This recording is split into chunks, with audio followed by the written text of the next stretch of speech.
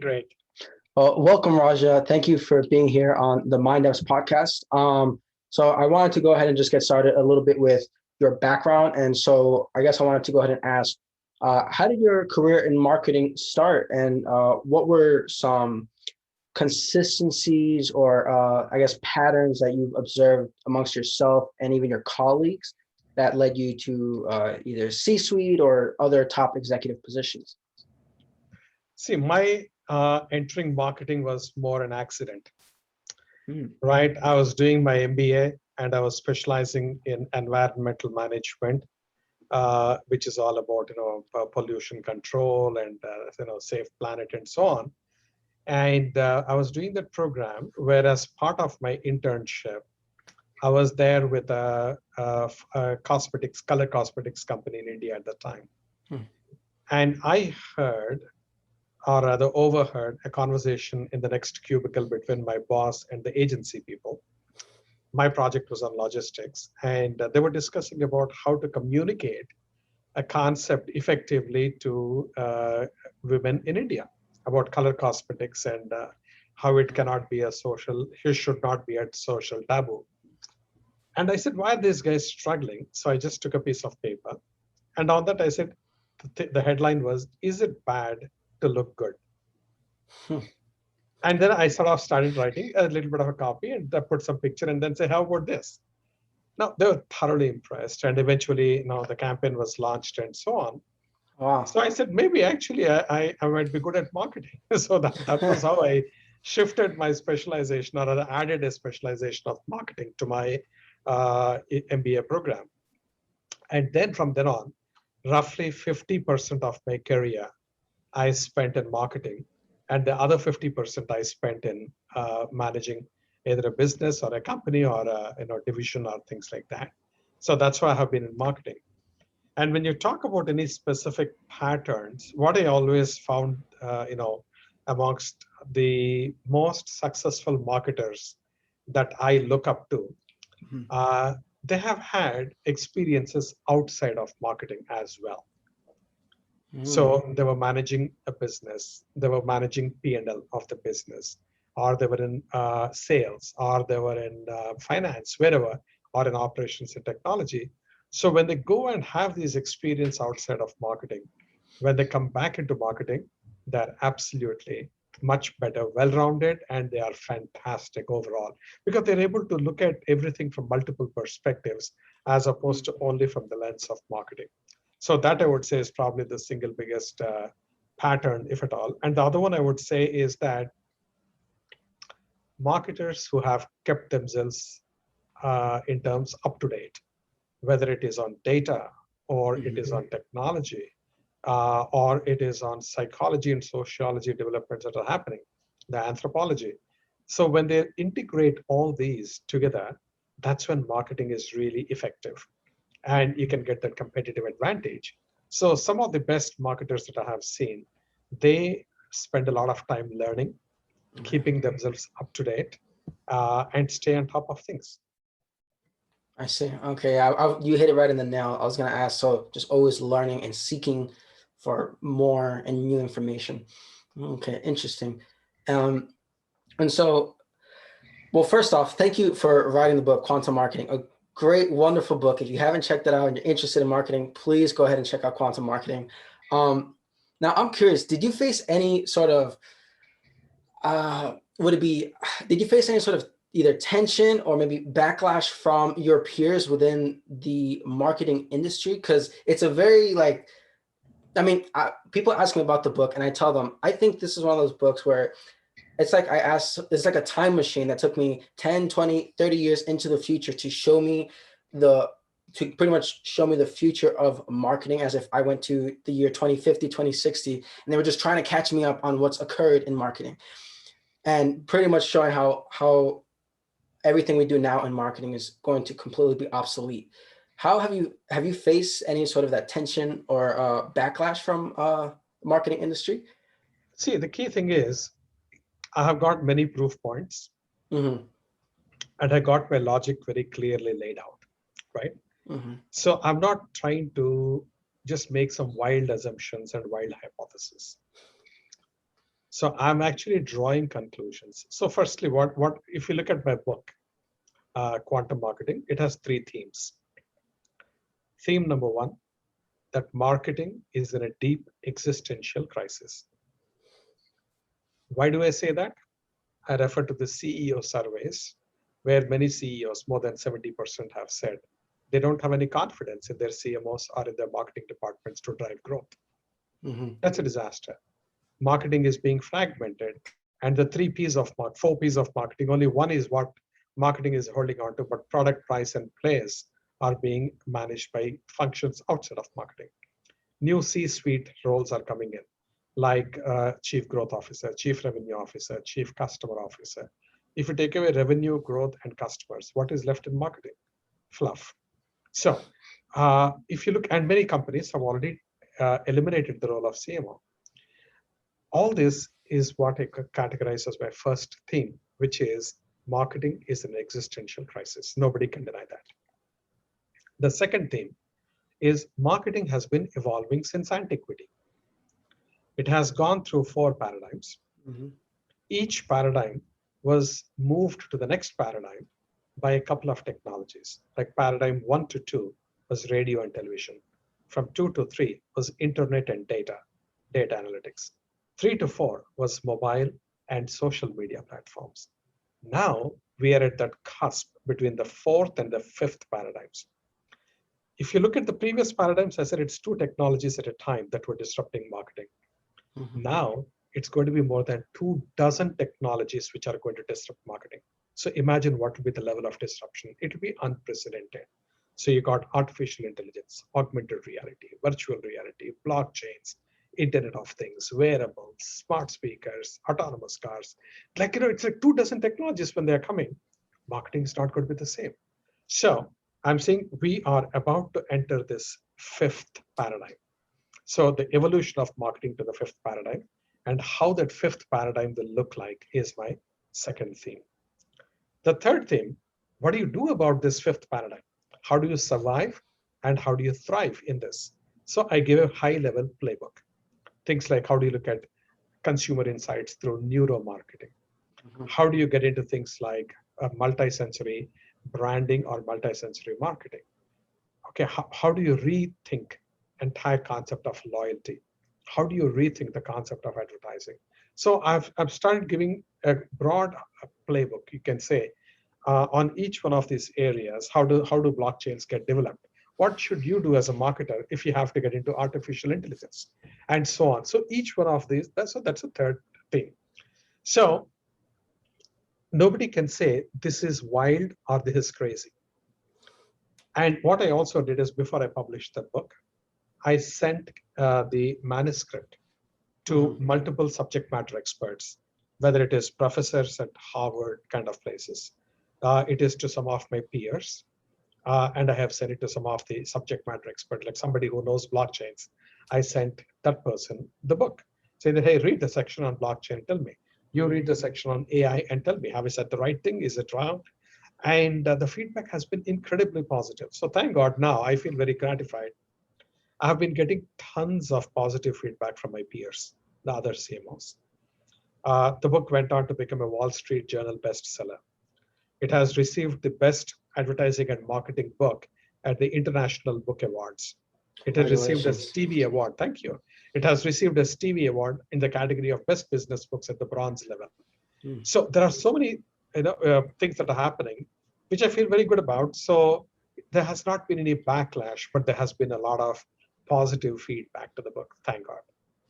I'm Okay. grateful for that. Absolutely. Well, that's good. I'm very glad to hear.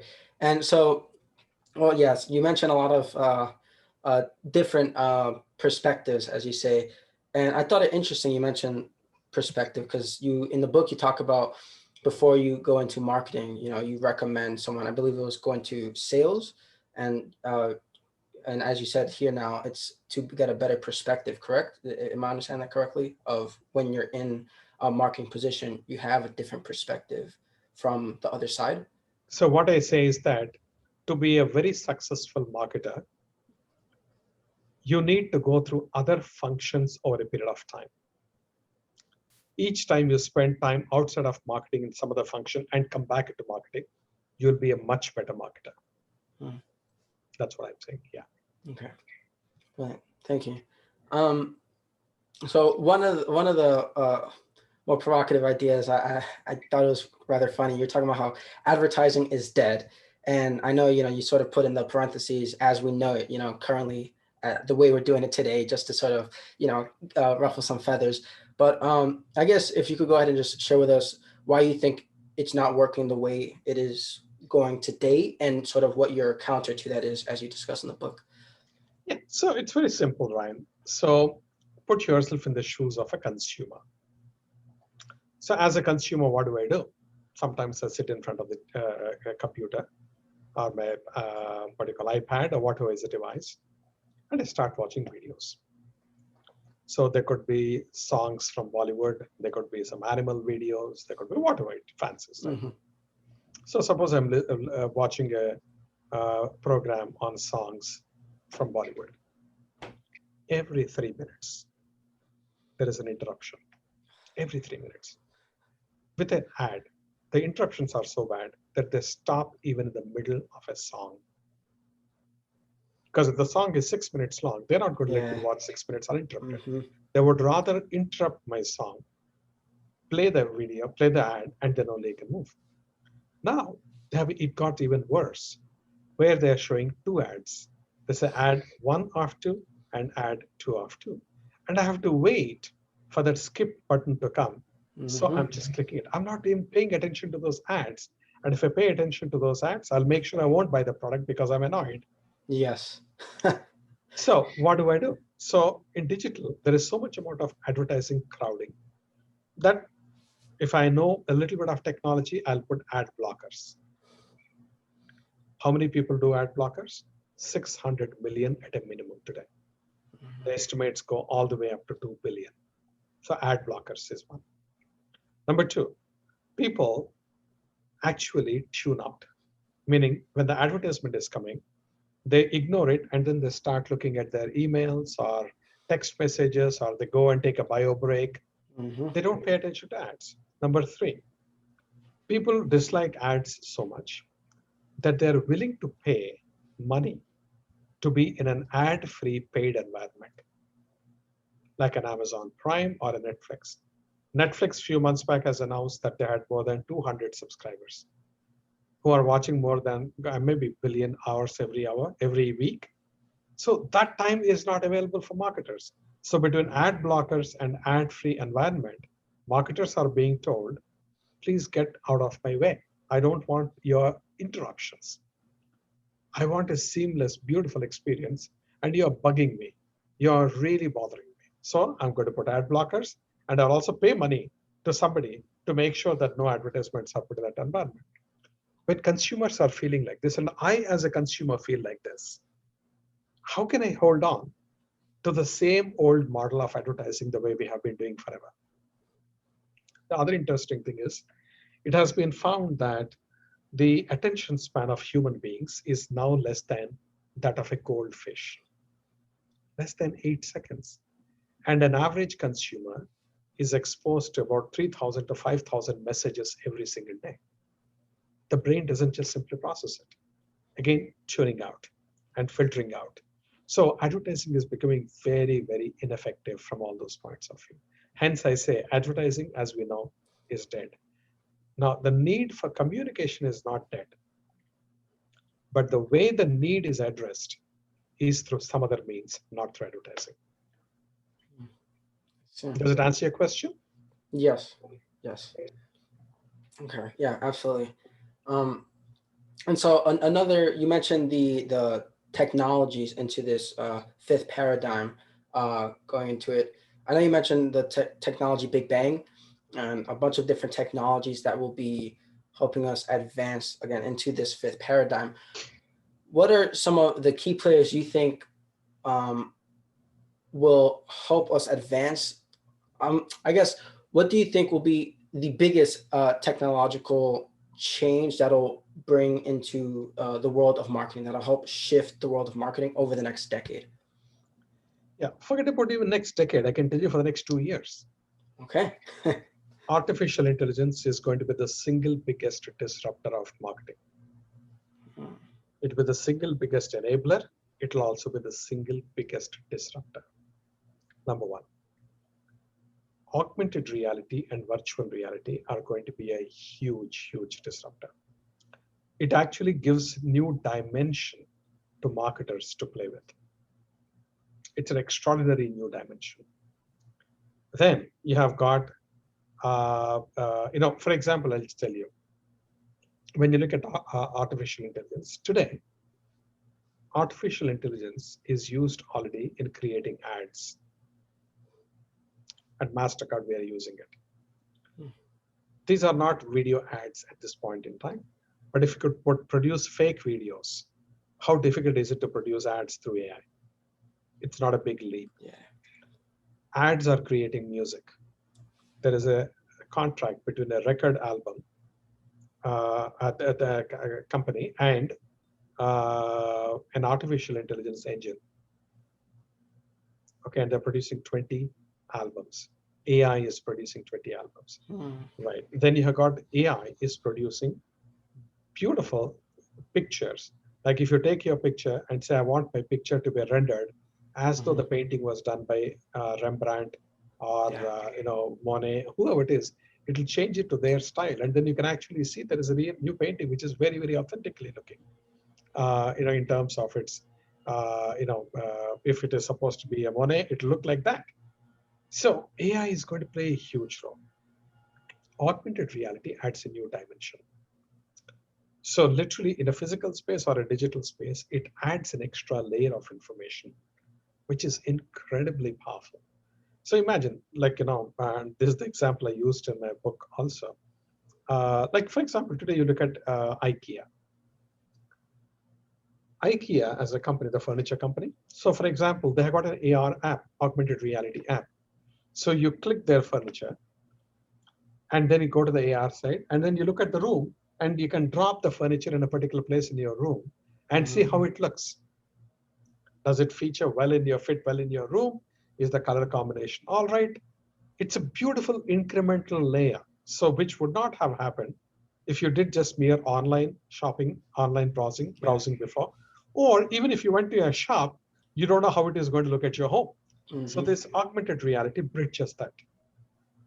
That's one example. Or if you're walking on some street, you're walking and then you can see the street ahead in your phone. So I got the phone and I can see what is there ahead with me. So if I'm looking at the street ahead of me, it will show me where there are deals, where there are, almost like a perpendicular to the orientation of the shops. Yes. So it stands out, there is a 10% offer there is a 30% offer, something, etc. If I want, I can turn it on. Or if I want, I can turn it off. So it's very friendly in that sense. So you can so the number of applications you can think in terms of augmented reality is huge. Now, then the virtual reality. Suppose I'm in a concert. Today, marketers, they sponsor, we sponsor a lot of concerts. Now, if you want for somebody, say, for example, the concert is happening here in New York, and I'm sitting in Cincinnati or in Los Angeles, wherever, or in India maybe, and I want to see the concert, how can you give me a real experience? One is there is live broadcast, but live broadcast is two-dimensional. It is not immersive. But if you give me a virtual reality kind of a set, and if I look next to me, I can see people on my side. I can see the stage. If it is really, and it is evolving to that stage of clarity, depth, and with 5G, that kind of a transmission of high intensity data is absolutely possible. So what will happen is you get immersive experiences. Now, when I have this immersive experience as a consumer sitting in India of a concert here in New York, as a marketer, should somebody show me the same ad they're showing me on TV? Or will they use this extra dimension and immersiveness to rethink how the advertisement is going to appear, how the commercial is going to appear, right? So that's virtual reality. They got blockchains. Blockchain is another huge technology. Autonomous driving vehicles, smart speakers, wearables. Every connected device is a device for marketing, if you know how to do it. So it's going to be fascinating. One of the most exciting times to be in marketing. Oh, yes, absolutely. And I just think it's so cool too, as even as a consumer, like that sounds awesome to be able to say like, you know, what in a couple of years it's like we're gonna experience like everybody trying to get us the best discounts and the best experience and quantum experience possible in that realm. I think that's really cool. Huh. And so I guess to also help anyone who is maybe just getting into marketing, what would you advise someone who wants to go and plunge into this new world of marketing today? I guess what's some marketing advice you wish you knew when you first started marketing for So I today's would day and say age? this way. So firstly, marketing is one of those rare fields where you exercise your left brain and right brain brilliantly. You're literally like Leonardo da Vinci. You bring the creative side from your right brain. You bring your analytical side from your left brain. So you got technology, data, everything going in your left brain. Right side, you got creativity, intuition, art, aesthetics, psychology, everything going to the right brain. When you blend the whole thing, it's a phenomenal experience to go through. And marketing is, I think, it's probably, I would be very biased, of course, but it's the best field to get for anyone to get into. But more importantly, with all these technologies coming now, marketing is going to be disrupted pretty significantly. In that stage, one of the big results of that disruption is the democratization of the competitive field, which means a tiny company will have the access to exactly the same capabilities as a gigantic company. So the Mhm. small company can fight very hard and very effectively against a giant company. That is democratization. When that democratization happens, what makes a company or a brand stand out is its marketing. Marketing is the one function which will help the company differentiate, stay ahead of the game, win, and thrive. So this is the best time, therefore, to be in marketing. It's most inspiring time for us to be in marketing, for anyone to be in marketing. So I'll tell them, if anyone is not looking at marketing, you'll look at marketing. You'll be inspired. Number two, when you're getting into marketing, remember that there is so much amount of learning that you have to go through. You have to be like a sponge. There is, you have to understand today, you have to understand technologies, you have to understand data, you have to understand finance, you have to understand public relations, and integrate all that into marketing. It's going to be a very enriching journey. It's going to be a very hugely enriching journey. Plus, also, if you think about it, marketing is probably the only function which can make the level of social impact. And for a lot of people, youngsters particularly, creating a positive social impact is a big deal. As a marketer, you have the skill, you know how to make it happen, and you have the resources, you have the network, and most importantly, you know that if you're passionate about any cause, you can really drive marketing efforts in that particular direction. So the point I'm trying to make is marketing offers a lot that no other function can offer. So I would say, come join, come on board. Absolutely.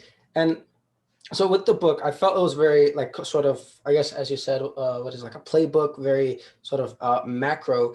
What are some, I guess, more micro places you like to look at personally to learn a bit more, whether it be books or videos? Like, what are some sources you personally like to go to learn? So I have a lot of sources. My first biggest source is my team members and people who understand subjects in specific depth.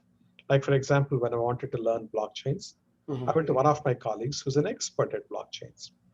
And I consulted 3, 4 experts outside who are working in some of the companies, not competing against Mastercard. I went to them and say, hey, teach me blockchain. So this is one as an example. So I go to people. Number two, I read a lot of books. I set aside 5 hours every week for learning, every weekend for learning.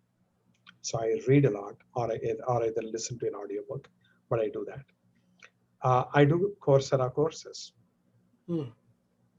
okay? And it's Mhm. time consuming, but it's worth it if you want to really get deep into any area. So there are so many things that I try to do by this way. And collectively, all of them will ensure that I am staying current. I have got enough depth in the fields that I want to be good at. And Mhm. it also keeps me as, what you call fully valuable for the company in terms of bringing the impact of these new things into my day-to-day job and delivering most back to the company. Okay. And so, okay, so read books, Coursera. So what companies would you say, you would personally say you think are doing marketing right, that we could sort of see, I guess, real world examples of, you think their marketing they're doing it right? See, there are multiple examples I can give, and I've also shared some of these in my book as well. Mm-hmm. Like if you look at somebody who deploys technology or data very, very well, is it Amazon? From a data analytics point of view, they do a fantastic job. From logistics point of view, they do a fantastic job. If you look from a design point of view, Apple does an amazing job, absolutely amazing job, right? If you look at from multi-sensory experiences point of view, you've got a company like Aston Martin, which does a fantastic job. At Mastercard, we are trying to do multiple things ourselves, experiential marketing, as an example, multi-sensory branding, as an example. Mm-hmm. So we are doing a ton of things in this space that are also giving that kind of a result for us and putting us at the cutting edge. So there are tons of examples that are out there. And like I said, I've covered a few of them in my book as well. Mm-hmm. Yeah. And with you, we mentioned data. I know you mentioned data a lot. What, I'm trying to think, what responsibilities as marketers, people managing all of the world's data, do we have for the world? Yeah. So firstly, as far as data is concerned, before you're a marketer, you should realize that you're a human being. You're a consumer. How would you as a consumer like to be treated with your data? Who do you want to see your data? What aspects of your data do you want to be seen? Do you want your data to be purged? What control you should have on your data? Those are all important considerations. Once you understand that as a consumer, then put on your marketing hat and say, this is how I'm going to treat my consumers. Data is incredibly valuable, not only for marketers, but even for consumers. Because for consumers, for example, if somebody is selling me lots and lots of shampoo, Mm-hmm.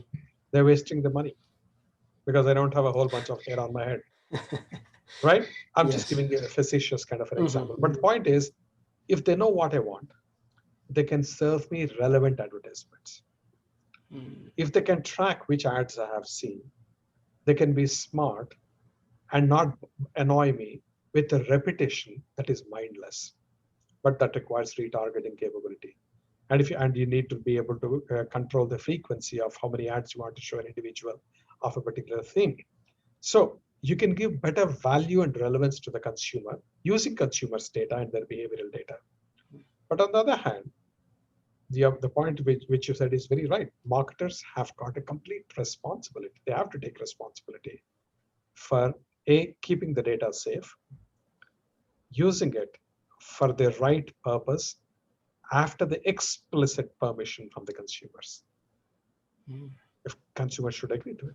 So you will see a lot of change that's going to happen in the world of data in the coming few years, because every connected device keeps throwing up more data.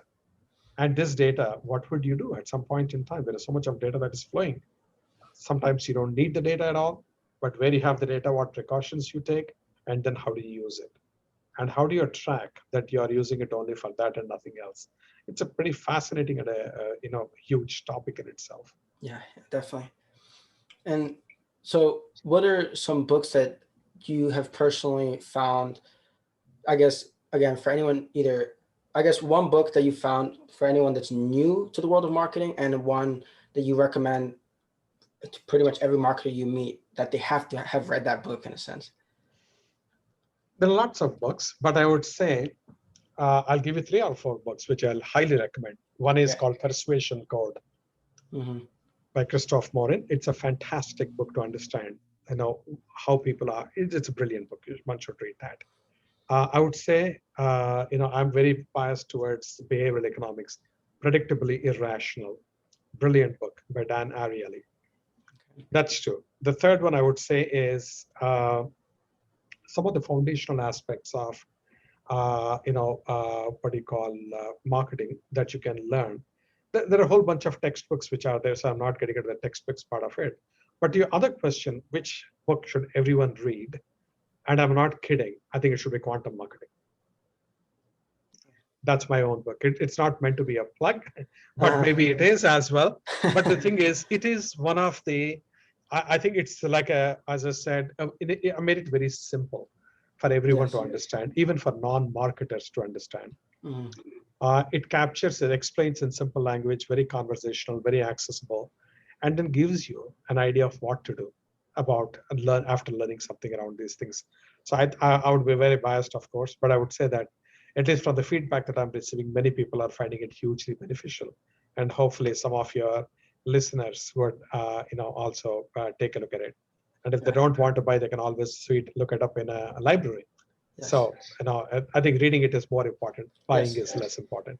Yeah, I always try to preach like, well, if you can't afford books, that's fine. Go to the library, go to thrift stores, go wherever you can, ask a friend to just borrow a book. It's okay. There's no shame in that. And I will agree as well. Like I would say this is sort of my first, I'm still fairly green to marketing. Still my first year building up my own brand, personal brand and whatnot. I come from the background of computer science, so I sort of have a better understanding of the technology side. But even reading your book, like I didn't feel like there was really anything going over my head in relation to marketing. So I definitely agree. Quantum marketing is really great overview for, again, the world of marketing, either 2 years down the line or decades down the line. Yeah, it's again, really great book. So please check it out for anyone listening. It's a very solid book. And again, thank you so much for writing. It was it was one of those books I read, and I had to keep reflecting and thinking about, trying to get specific with every single idea you discuss, because it was very macro, and I appreciate that now we can get a little more micro of, okay, these are some books to check out in marketing, these are some books to check out, and sources to go ahead and take a look at. Now I wanted to go ahead and also take a look at what would you say is the biggest failure you've faced as a marketer in your life, and what lesson did you learn from that? See, I would say that when I was way back in the Middle East with a bank, we launched a concept called Where Money Lives. Mm-hmm. At the time, the company was Citibank. And when we launched it, we had a big trouble on hand because we did not understand the cultural sensitivity and how the meanings can get changed when you translate from one language to another language. Mm-hmm. So that probably was the biggest learning for me, saying, oh my God, it's not simply taking a concept and adapting it in a different particular language, translating it, and then launching it culturally. So first is the translation, all right. It seems to be very simple, but no, many times some big blunders are done when translations are done because it doesn't capture the same gist and the same nuances. Yeah. And on the other hand, locally, is it actually culturally appropriate? Is it culturally relevant? That's a huge thing. And I think on both these counts, that particular campaign had failed in that particular region way back in early 1990s. That was a huge learning for me. I said, wow, I have to be very, very careful and thoughtful of how I do it. So I would say that will be my example. Okay, thank you. Yeah, the cultural awareness of it all. Are there any books you recommend for learning more about, human behavior and perspectives of the world? Perspectives of the world and human behavior. I guess the human culture overall. The key thing is for me, it's very difficult to answer that question because there are, I go very specifically into specific topics and say which book is good, which course is good. It's not only about books. Sometimes it's also people, like I said. I ask my own team members to reverse mentor me. For example, I want to educate myself on TikTok. Now, I don't have patience enough to go and sit in front of TikTok for hours and hours and then, but I say a lot of my team members, they do that. They love TikTok. So I said, okay, guys, teach me TikTok. Tell me, what should I know about it? What is it all about? Why is it a big deal? And how do people feel on, et cetera, et cetera. So that's one kind of a thing. Likewise, if I have to look at esports, now I didn't even know anything about esports a few years back, but I had some team members. I said, hey, guys, teach me. And they told me everything. So if you asked me, can you recommend a book on esports? I cannot, but I can tell you what process you can go through to learn. So I would say again, I would come back to learning as opposed to specific references. Okay. And I think there are a lot of interesting book clubs that people can join. There are marketing book clubs that they can join. Then they can exchange ideas and discuss and so on and so forth. They can actually, what do you call, get to, in fact, actually the public library system, I don't know, it depends on the specific geography, but I have seen they got some fantastic content online that's available absolutely free of cost, including books, audiobooks, regular books, etc. So that's one kind of a thing I would also suggest as some from an accessibility point of view. YouTube has got a lot of TED Talks or TED, you can go to TED.org or whatever the site address is. But TED Talks, some of the TED Talks are fantastic. And you can actually choose by the subject and then look at those. Then you have got Coursera kind of programs. Many of the programs are free of cost. So it doesn't have to be economically stressing anyone, particularly when they're starting their career, where they're not sloshing in lots of money. I think it's always prudent to take advantage of these free resources because it's a smart thing to do. It also brings content very affordable to you. Yeah, so I would strongly suggest that, because growing up, for example, as a kid, we never used to buy all the books. We used to go to library. Either the university had a library, we'll borrow from the university library. I know, and it used to be like that. And those days there was no internet. Now there is internet, and internet is like a wealth of information is there on that. So people should take advantage of that. Yeah, and again, I can second that as well. I listen to a lot of audiobooks, and that's how I sort of catch up, if you will, on my reading. Like I already schedule out an hour of reading every day, but then on my commute to work or to school, whatever, I'll plug in my headphones and just listen to an audiobook while I'm on the move as well, just to sort of get that extra information. And again, it's free because you just do it through like the public library, and you just have it there digitally. You don't even have to carry it or anything. Plus, again, you mentioned YouTube. A lot of the older good classic books are free on YouTube, so definitely should go check that out. And so while we're here in specifics, I'm also curious who has had the deepest impact in your life, or I guess who has had the deepest impact in your marketing career? I would say my mother. Really? Yes. Right when I was growing up with her, I would go shopping with her every day, whether it is vegetables or groceries or buying fruits or whatever the shopping was there. Or no, it was always with her, and she was a very prudent shopper. So very careful. We had a small budget, and we had to manage within the budget. And I think that it's growing up in a middle class family. That's a big advantage. We are not having massive assets, or we didn't have a car, we didn't have a TV, we didn't have a fridge at home, for example, when I was growing up. So I was brought up in a humble background. But then going with my mom every day, I used to sort of learn unconsciously as to how consumers think, how consumers make their choices. And we would look for deals, we would look for sales, or we would look for and it used to be pretty fascinating. Yes. And I think that is a grounding which I think has been incredibly powerful for me. Second, my mom also taught me the value of education. And coming from a country like India, which has got 1.5 billion people, the only way you stand out and you make a good life for yourself is to study hard, do well in your studies academically. And then when you get into work hard. It's about work ethic. So again, I would credit it to her. So I would say that she had probably the most profound influence on me in total. Okay. And I guess since we're on the topic of also work ethic, what are some other qualities you think define or create a good overall leader? I know you mentioned, again, work ethic and whatnot, but I mean, yeah, just if you could share with us what you think are good qualities a leader should have. So I would say first and foremost, the leader should be a good human being. I call it, at Mastercard, we call it decency quotient. You might be a brilliant professional, but are you a decent human being? What is the decency quotient, right? So decency is the first thing. Mhm. Second, the person should have a vision of accomplishing something.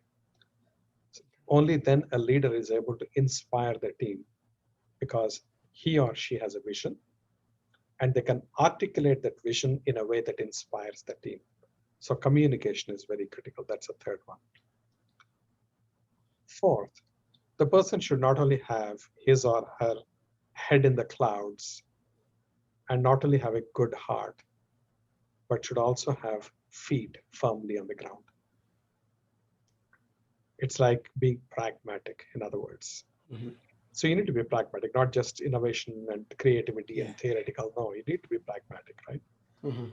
And you should also realize as a leader that it is people who bring about success. If you don't have the people following you, you're on your own. It's not going to be very successful. Okay, and organizational journeys are with people. There is a tremendous role of technology. There is a tremendous role of subjects which are very important, but people by far is the most important thing. You should be able to shape and drive a culture that is productive and not toxic. Mhm. And I would also say that the leadership should not be only focused on making profits for the company or satisfying the consumers in terms of their needs, but also should have something beyond a purpose, something, a commitment for the society or the planet, some cause. It's very, very important. So I would say very broadly, this is what, for me, what leadership is all about. Okay. Yeah, definitely. No, I mean, and there's never any like right or wrong answer. I know sometimes I ask people and they're just like, oh, like, so thank you for sharing just your view on leadership.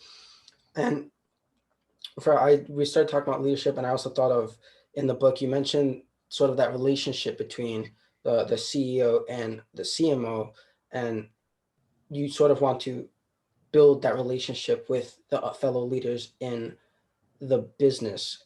Could you go ahead and I guess just discuss the importance of creating that relationship, and I guess obviously some of the advantages that brings? So, firstly, marketing's role has to be understood in an organization. Marketing doesn't survive only for marketing's sake. Marketing exists for the sake of the organization, right? So it's important that marketing does not become an island, but it is actually an integral part of the entire organization, which means it has to work closely with the other functions and people in the other functions. Next, marketing is actually the department in any company that brings the purpose of that organization to life like no other function can. And it requires a complete and a clear understanding of where the CEO is coming from. Okay. Having a wonderful relationship with the CEO is very critical. Likewise, the budgets are coming from finance. The technology support is coming from the CTO or CIO, right? You are recruiting your people and rewarding your people, training your people with the help of the HR or human resources area. So you need to be, very good, having great relationship with your CHRO. So you're talking of different people and different departments which are there. And when you have good relationships with these people, that is when marketing is most productive. The people on the team will get enough air cover to be doing their best when you enable a wonderful environment for them to work within. That's what I would say. Brilliant. Wow. Okay. And still processing that. Wow. Yeah.